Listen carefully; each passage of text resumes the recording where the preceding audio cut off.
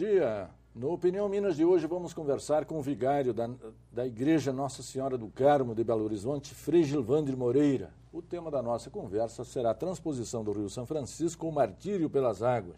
Bom dia, Frei, um grande prazer tê-lo aqui. Bom dia, o prazer é todo meu. A questão da transposição do Rio São Francisco tem sido contemplada em vários programas aqui no Opinião Minas. É um tema que tem estado na agenda política e também dos movimentos populares. Há um movimento pró e, sobretudo, o governo insiste na transposição e há um movimento da sociedade civil, dos governos, extremamente representativo, que defende a revitalização do rio.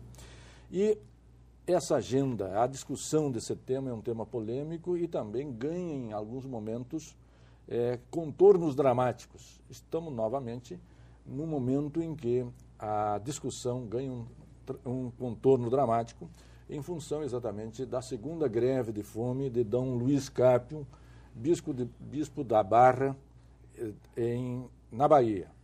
E está exatamente hoje no 11º dia.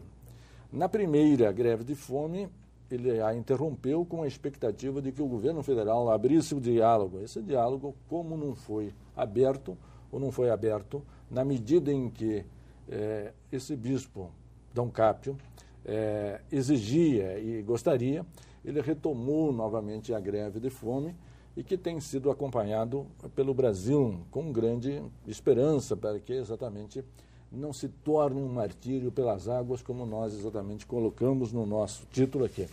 Frei, transpor ou revitalizar o Rio São Francisco? Claro que revitalizar, né? Esse assunto está sendo muito discutido porque é muito sério, né? Sim. E, de fato, o governo federal não estava nem no plano original da primeira vez que o Lula foi eleito presidente, estava no plano de governo do Ciro Gomes. Depois é que o Ciro Gomes acabou convencendo o governo Lula, né? E quem está defendendo isso é o governo federal, é o Ciro Gomes, os políticos tradicionais e as grandes empreiteiras, o grande poder econômico. A sociedade civil é totalmente contrária. O Rio está na fila do SUS, ele precisa ser revitalizado e jamais transposto, né? Perfeito. As obras de transposição já começaram? Infelizmente, começaram de forma militarizada, né? O Exército está no início do eixo norte em Caborobó e no início do eixo leste em Floresta, no Pernambuco, e tocando as obras em ritmo avançado, desde junho passado.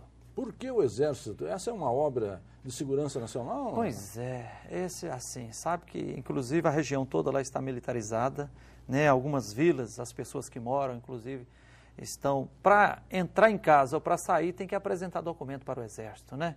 Uma coisa triste. Parece uma assim, praça de guerra? Uma praça de guerra e parece para meter medo no povo, né? Relembra até a final do século XIX, quando na mesma região ali, em Canudos, né? O Exército enfrentou o povo de Canudos lá, sob a liderança de Antônio Conselheiros, e aí morreram 5.000 soldados do Exército, né? E toda a turma de Canudos foi dizimada, mais de 20.000 pessoas. Então, naquela mesma, é uma tristeza isso. Os estudos técnicos de viabilização da obra, tanto do ponto de vista técnico quanto do ponto de vista econômico, já foram concluídos?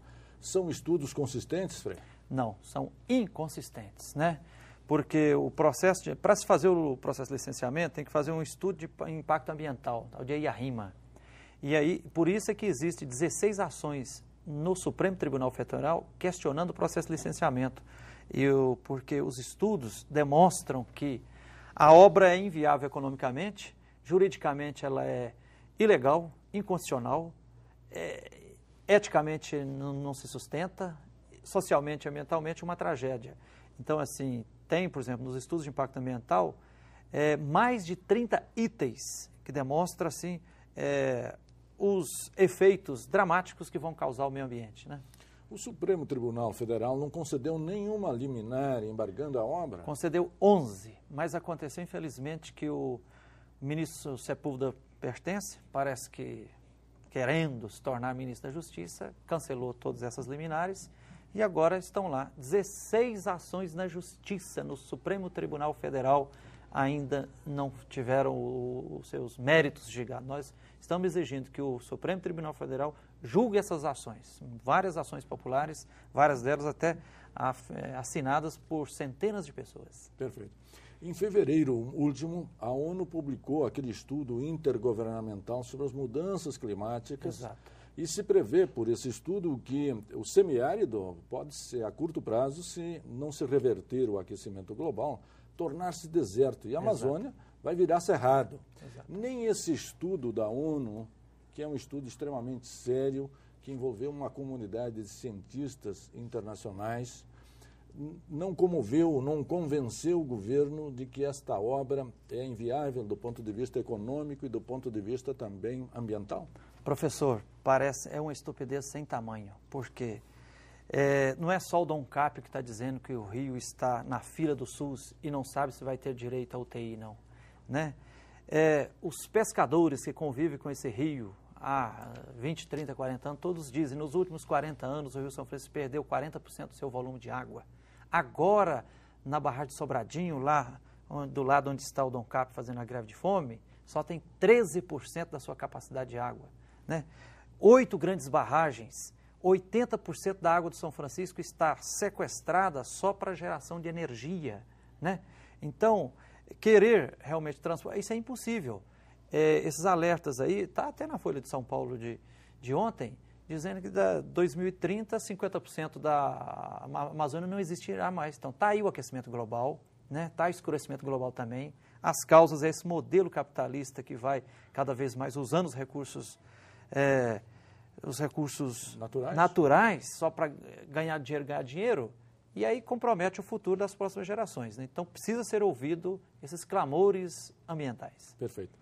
O que está sendo feito para revitalizar o rio, já que, digamos, a grande ênfase é na revitalização dele? Olha, professor Giroletti, de fato, o governo está fazendo uma propaganda grande, estamos revitalizando, no ano passado foi dado 26 milhões, mas isso é uma migalha. A revitalização que está sendo feita é uma migalha, quase só se compreende recompor matas ciliares, desassorear um pouco para voltar a circular. O Rio São Francisco era navegável em 1.600 quilômetros. Hoje, male em 500 quilômetros. Tem dezenas de grandes barcaças ancoradas lá em Botirama ou perto de Petrolina lá, porque não pode assorear.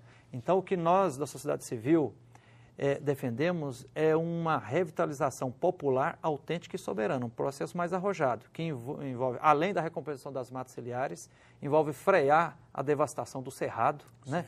Frear a monocultura do eucalipto, que está dizimando as águas em Minas Gerais, respeitar de fato as leis ambientais, e principalmente em Minas, que o processo de mineração, muitos dos licenciamentos ambientais aí são para inglês ver, né?